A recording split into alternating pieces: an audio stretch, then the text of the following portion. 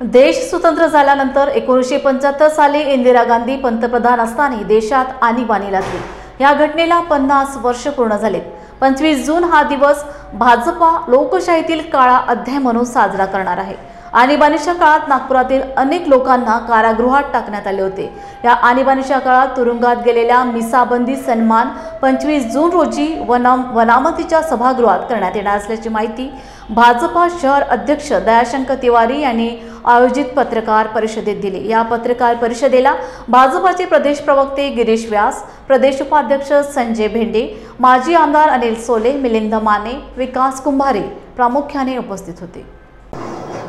25 जून 1975 को भारत की तत्कालीन प्रधानमंत्री श्रीमती इंदिरा जी गांधी, इन्होंने भारतीय लोकतंत्र के इतिहास के काले अध्याय को लिखा और पूरे भारत देश में आंतरिक आपातकाल लगा दिया, जिसे मीसा के नाम से जाना गया।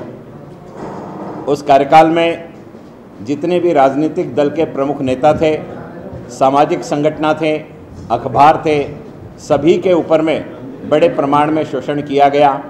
1 लाख से ज़्यादा लोगों को जेल की शिक्षों के अंतर्गत बंद कर दिया गया और विरोध में अगर किसी ने कहा तो उसको नहीं छोड़ेंगे, ये स्थिति में श्रीमती इंदिरा गांधी जी रही।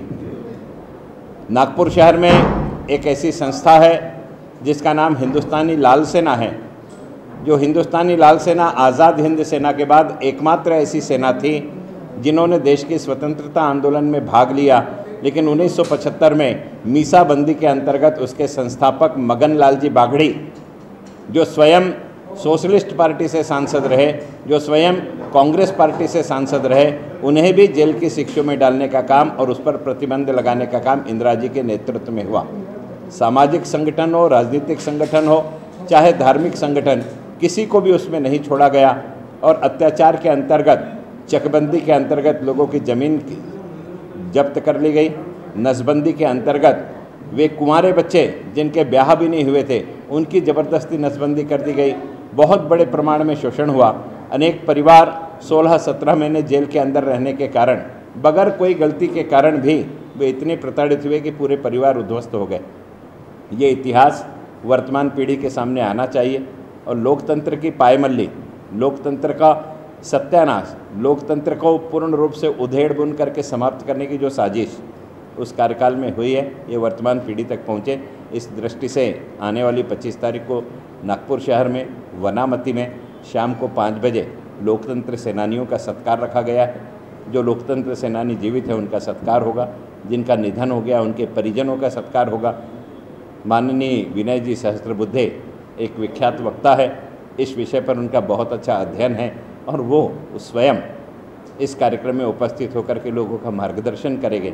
आपके माध्यम से मेरा निवेदन है कि जिन लोकतंत्र सेनानियों तक हमारी बात पहुंच रही है, हम पत्र लेकर के जा रहे हैं, वो तो इस कार्यक्रम में उपस्थित हो गए ही, लेकिन अगर गलती से एक आधा व्यक्ति छूट जाता है तो आपके माध्यम से उनसे मैं आह्वान करना चाहता हूँ कि ये आपका कार्यक्रम है, इसमें आप जरूर आइए।